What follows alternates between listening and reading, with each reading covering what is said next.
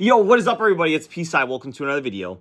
So, as you just saw, I think I posted 4 matches of Altergeist versus various decks.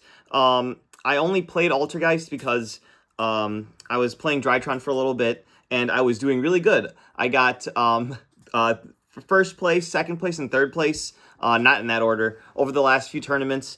And you guys have watched the Drytron for a while. I just wanted to use the new support. After I ended up getting second the other week, I just wanted to try some other stuff, and also I wanted to get home a little bit earlier, so I took something that was less powerful and less consistent to locals, and this time around it was Altergeist. I know a lot of you guys are a big fan of this deck. This was one of the main decks that I used back in the day when it first came out.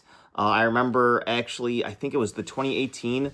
I still have the prize cards from the World's Championship sealed in the little, it's not in the sealed envelope. The envelope was opened by the store owner, but I still have the cards sealed, so those are going for like a couple $1,000s.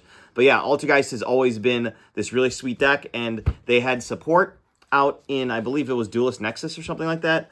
But I tried the deck for a while, and it wasn't working, so I just wanted to try it again. And now that I've played it, and I've played other very consistent, powerful decks, I can say without a shadow of a doubt that this deck is bad and it cannot compete, especially in this current format. So I'm going to go through the list and let you guys know essentially what I think of the deck and why it's bad, essentially.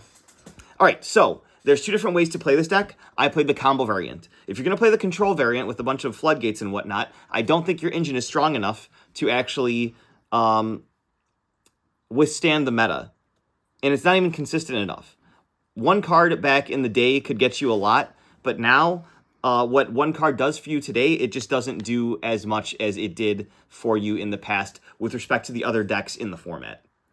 What I mean by that is, back in the day, you could summon a Meliseek, go into Link Karibo, search your Multifaker, and then set a bunch of traps and floodgate your opponent out of the game. It doesn't work that way anymore. There are much better floodgate decks in the form of Runic. So you can just play Runic if you want to play a floodgate deck. That's why I decided to play a combo version of this deck. So, the combo pieces are, and this is 40 cards in the main deck, 3 Altergeist Meliseek. This is a great starter because when it goes to graveyard, it searches any of the other Altergeist monsters. Pukari, this one lets you link summon from your hand, so you can immediately make a link 2 and start to link climb, which is what you want to do in the combo variant. 3 Altergeist Multifaker. This is the one that locks you into Altergeist monsters the turn you use its on-field effect to special summon from deck, and you can also special summon it from your hand if you activate a trap card.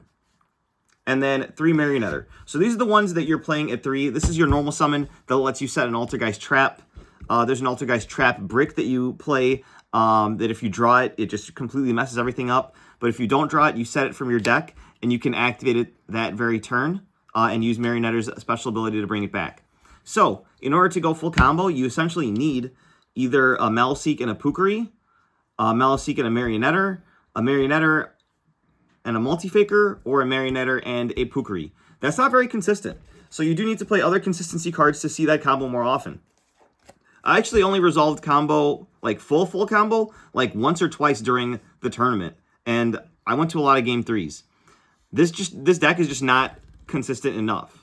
Like, the board that you're ending on with just a Meliseek alone is so subpar that it's just not even worth it. All right, so the bricks, essentially, Altergeist Malwisp. This is the Poplar of the deck. Every deck is getting a Poplar, but this one got it before, I think Poplar was created back in Duelist Nexus. So when it's added to your hand, it special summons itself, and then its on-field effect is to Monster Reborn. Altergeist Silquidus. This is remnants of the old way to play where Multifaker, imperming something on turn 0, special summoning Multifaker, special summoning Silquidus, bouncing the Multifaker was enough to just completely stop your opponent and give you tons of follow-up. But a bounce just isn't that good anymore. But you still play it because it can add back from graveyard your trap cards. And then another new one is Paratrader. This is especially good in the combo build because when it goes to graveyard, you get to dump any Altergeist card, and there's a trap card that gives you an extra normal summon. So that's all the monsters. None of the other monsters are good, so this is literally what you're stuck with, and this is just obviously not enough. So I'll show you the consistency cards later.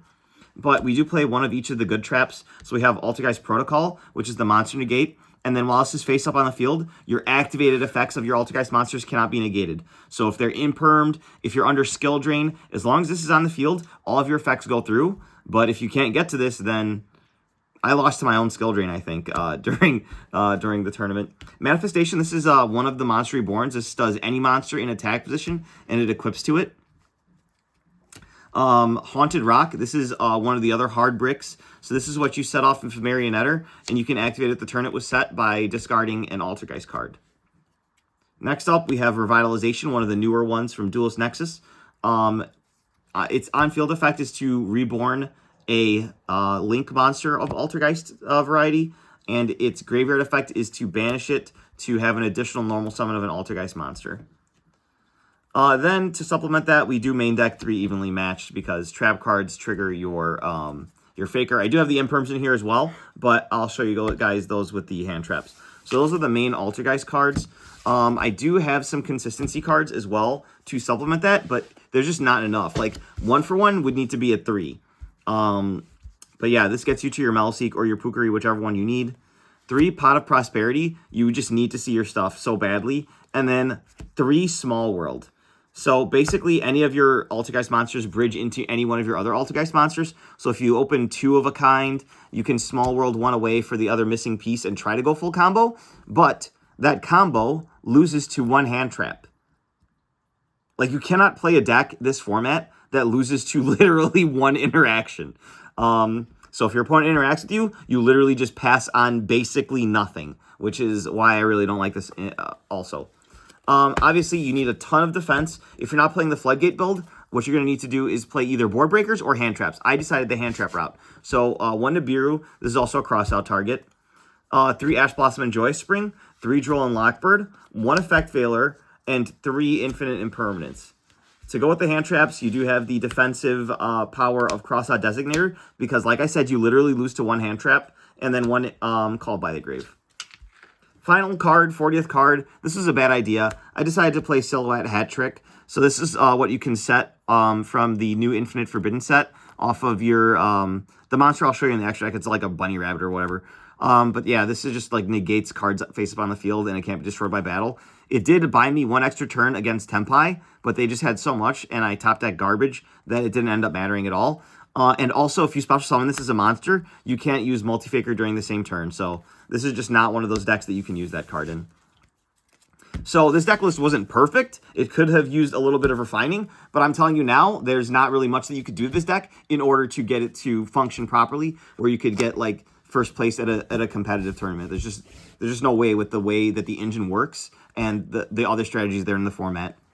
Next up, extra deck. So 3 Hexia. This is your like main guy. I was able to OTK with this because I was pointing to a 3000 Adminia because it gains the attack power of the Altergeist monsters that it points to. So this was at 4,500, and I was able to clear out my opponent's life points very easily.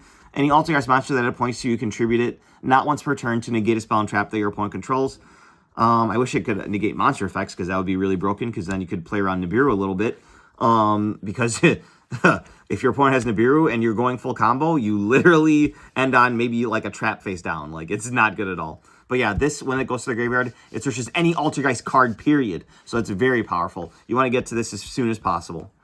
Next up, only 1 Prime Banshee. So this is what you link up into. And this is the one where when it goes to graveyard, you can add any Altergeist card from your graveyard to your hand. And then on the field, you contribute any Altergeist card, any Altergeist monster, and then you get to special summon any Altergeist monster from your deck to a zone that it points to. So usually you're summoning Multi-Faker off of this to a zone, and then you're summoning Paratrader off of the Multi-Faker so that you can get an additional normal summon, and it gives you 2 extra buys to work with to make an additional Hexia, and then climb up into your Link 4, which is Altergeist Adminia.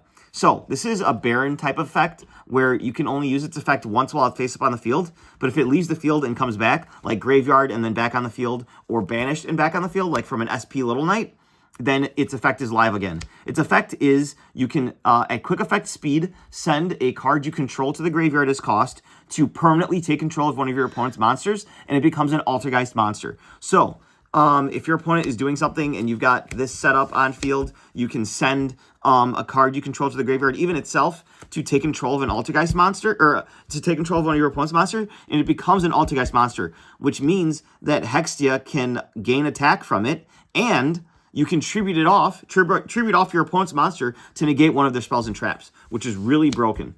So yeah, I really like Adminia. This with an SPN board is going to give your opponent a run for their money because every turn you're banishing something and you're stealing a monster from them. So those are all the Altergeist ones. You really don't need to go too heavy on this. Even though you make it into a combo deck, it still ends up being super control because the full combo ends on this and this, like I said, with Multifaker and Silquidus and then 2 back row. But yeah, you don't really need the rest of your extra deck. The rest is basically utility. Speaking of utility, we have the Salamangreat Almirage. This is just if you like normal summon Meliseek and you want a downward arrow, you can link off into it and then search with Meliseek's graveyard effect. Similar thing with Relinquished Anima, except it doesn't have a downward pointing arrow, so you're not going to be able to link summon underneath it. But what you can do is attempt to take one of your opponent's monsters. During the tournament, this was bait for one of my opponent's disruptions, so they outed the Relinquished Anima before it could steal her monster. So it did its job. Next one is Selene. It's also just another random one, but this one doesn't need a level 1, and it's also a spellcaster. So if you're under Rivalry of Warlords, or if you have another Floodgate that needs spellcasters on the field, you can link up into this, and it doesn't need to be the Anima, which is only level 1 monsters. So this is any spellcaster level 4 or lower. So that's just there for utility, and it's a light that you can banish off of Access Code Talker. All right, so from Infinite Forbidden, the Silhouette Rabbit that I was talking about. So this is a new one. I pulled it from one of my prize packs, and I wanted to test it out. It's immediately going back into my trade binder. This card sucks. but it can't be destroyed by battle. Oh, so cool. Next up, IP Masquerena and her brother or boyfriend, I don't really know. SP Little Knight, shout out to Team Bad Cards. This card's crazy in any deck. If you're playing an extra deck, then play this card. It's so good. All right, so the rest of them, we've got Selene. You've got a bunch of spellcasters. You don't play a lot of spells, though, so you're most likely going to be using this off of your opponent's spells. My opponent had 3 spells. I special summoned this and was able to get 3 counters and bring it back and make an Access Code Talker like that, which was nice. Link 4's Apollosa, Bow of the Goddess, and Access Code Talker, the aforementioned. This just, clears boards, and it gives a slow, grindy deck the ability to OTK a lot easier because putting a 5,300 attack power monster on board that can pop your opponent's whole field is very powerful. And then finally, Herald of Arclight, the Malwisp with the Herald, with the Meliseek can make a level 4 synchro. So you could just make this, and it kind of floodgates your opponent, and it's a negate on the field. So I mean, like you might as well play it if you have the ability to make it. I didn't make it all day, but I mean it was an option. Finally, side deck. So we have the Primal Being token for your Nibiru. I did mention floodgates. So one of the main floodgates that you'd like to put on the board is Secret Village of the Spellcaster. So as long as you're the only one that controls a spellcaster type monster, your opponent can't even attempt to activate spells, which is an insanely broken card. I mean, obviously, if your opponent special summons Diabellstar, you just try and bounce it away. But like most of the time, if your opponent's locked out of spells, then they're absolutely screwed and they can't do anything. 1 Triple Tactics Thrust to search out your power spells and traps. 1 Talents for when you know you're going second. You can utilize it to help break a board. Change of Heart, same reason. You just take a monster that your opponent controls and then link up into an SP Little Knight or something. Like, it's just crazy being able to just take something that your opponent controls and then use it as your own. Harpy's Feather Duster, just a generic board wipe. You can thrust into it as well since it's a normal spell. And you just destroy all your opponent's spells and traps, which is why they put it at 1 on the Forbidden Unlimited list. Another card that's at 1 is Anti-Spell Fragrance, due to the recent ban list. But yeah, this is essentially a 4th copy of Secret Village of the Spellcasters. Your opponent has to set their spells, and like without their spells, they're toast. Rivalry of Warlords. Since every monster in your main deck, except for the Illusion card, is a spellcaster type monster, you really plus off of being able to only summon spellcaster type monsters. The restriction comes when your opponent can only summon 1 type of monster. So you put this in to matchups where you know that they have multiple different types of monsters that they're trying to summon. So the best deck in the format, Fiendsmith Snake Eye, has several different types They have pyros. They have machines. Well, maybe not machines, but they definitely have dragons and fiends. So that's 3 different types. So they're going to have to just pick one. This is a great floodgate, this format. And you can play it in Altergeist. This might even be main deck worthy. More floodgates. We have triple skill drain. I think this is going to get hit on the ban list. Maybe to 1 or even banned. It's just so powerful and one-sided. It completely takes all the skill out of the game, which it has its appropriate name, skill drain. So any monster on the field has its effects negated while this is face up. And it's just really powerful. And then finally, triple solemn judgment. This is just to protect your board and just stop one thing that your opponent's saying that you can do. I actually resolved the judgment in either games 2 or 3, and I was able to summon Multifaker from my hand because Multifaker considers all trap cards, not just normal trap cards. So the judgment was able to trigger my Multifaker, which was really awesome. And I was able to summon it from my hand and then summon from deck. So yeah, all in all, this is a terrible deck. Do not play it right now. The power scaling of this format needs to go down so far for this to be even remotely viable as a combo deck that it's just not even worth like thinking about playing. In addition to that, if you do want to play it as a control matchup with like a bunch of traps and stuff, you'd be much better off playing a runic stun floodgate type of deck, unfortunately. So right now, there's just no room for Altergeist in the format. I tried for you guys. Hopefully you guys enjoyed the videos that I posted. If you haven't checked those out, go back to yesterday and 2 days ago to see those matches. And then subscribe for more. I'll probably play something else soon.